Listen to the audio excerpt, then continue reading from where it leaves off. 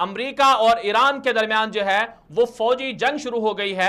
امریکہ نے سپاہ پاسداران انقلاب جو ایران کی بہت بڑی طاقت ہے، بہت بڑی ملیشیا ہے، اس کو کہا کہ دہشت گرد قرار دے دیا ہے، اور دوسری طرف سے ایرانی پارلیمنٹ نے، ایرانی حکومت نے جو امریکہ کی فوج ہے اس کو داعش کی طرح دہشت گرد قرار دے دیا۔ سپاہ پاسداران انقلاب ہے کیا، اور ایران کے اندر کس طرح سے اس جماعت نے دیگر ملیشیا پیدا کیے، اور کس طرح سے پاکستان سے، افغانستان سے لوگوں کو مذہب کی بنیاد پر، مسلک کی بنیاد پر بھرتی کر کے شام، عراق، یمن وغیرہ میں لڑنے کے لیے بھیجا، یہ تفصیلات ہم آپ کو رپورٹ میں دکھا دیتے ہیں۔ رپورٹ پہ واپس آئیں گے، ہمارے ساتھ رہیے گا۔ امریکہ اور ایران میں فوجی جنگ۔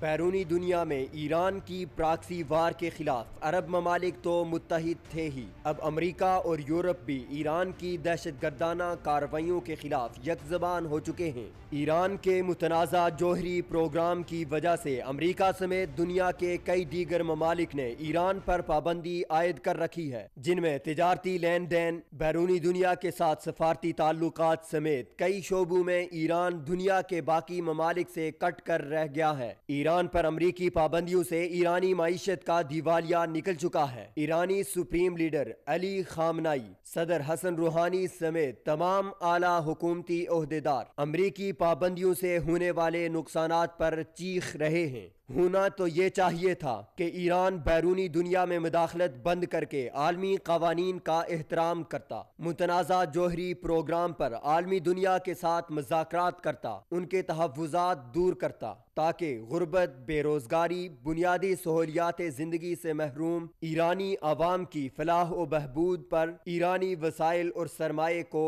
لیکن ایران ہٹ درمی، ضد اور مقابلہ بازی پر اتر آیا۔ یہی وجہ ہے کہ ایران پر امریکی پابندیوں کے بعد ایران نے شام، عراق، یمن، لبنان، افغانستان اور پاکستان کے خلاف ملیشیاؤں کو بڑھانا شروع کر دیا۔ ایران کی یہی ملیشیائیں ہیں جو شام، عراق، یمن اور افغانستان میں لاکھوں مسلمانوں کا خون بہا چکی ہیں، اور پاکستان میں بھی کئی ایک واقعات میں ملوث پائی گئی ہیں۔ بدنام زمانہ ایرانی ملیشیا سپاہ پاسداران اور اس کی ذیلی ملیشیاؤں کی شام، عراق، یمن، لبنان اور افغانستان میں خون ریز کارروائیوں پر اقوام متحدہ بھی کئی بار تحفظات کا اظہار کر چکا ہے۔ ایک رپورٹ کے مطابق ایران سالانہ 12 ارب ڈالر سے زائد کی رقم ایرانی ملیشیاؤں پر خرچ کرتا ہے۔ سپاہ پاسداران کا سالانہ بجٹ ایران کی عام فوج سے کئی گنا زیادہ ہے۔ ذرائع کے مطابق ایران کے پٹرول، گیس، معدنیات، بیرونی محصولات اور تمام ملکی وسائل پر عملاً ایرانی سپاہ پاسداران انقلاب قابض ہیں۔ ایرانی صدر حسن روحانی ہوں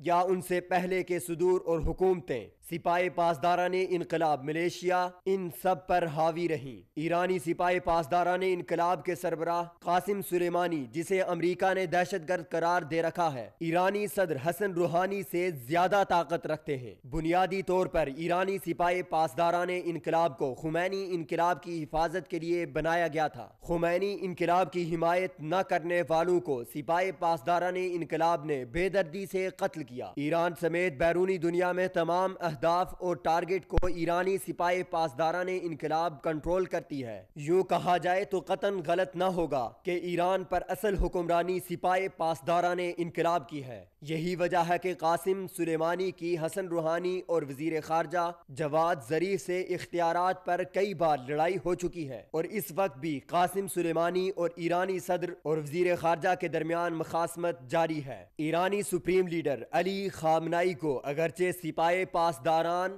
جواب دہ ہوتی ہے، لیکن ایرانی سپریم لیڈر بھی سپاہ پاسداران کے محتاج ہیں۔ اگر یہ نہ ہوں تو علی خامنائی کی زندگی کا چراغ تک گل ہو جاتا۔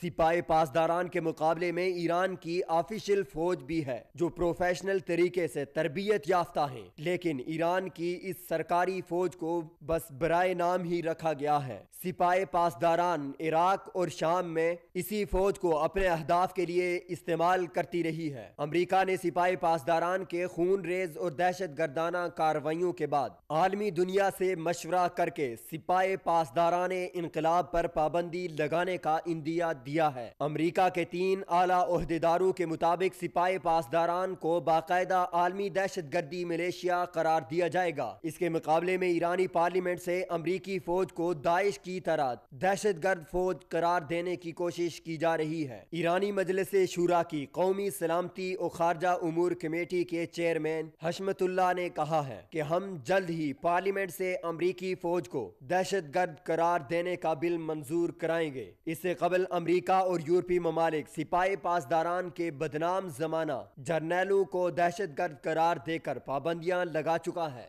سوال یہ ہے کہ کیا سپاہ پاسداران انقلاب کو دہشت گرد قرار دینے سے عراق، شام، افغانستان، پاکستان، لبنان، یمن اور دیگر ممالک میں شدت پسند ایرانی ملیشیاؤں کی خون ریز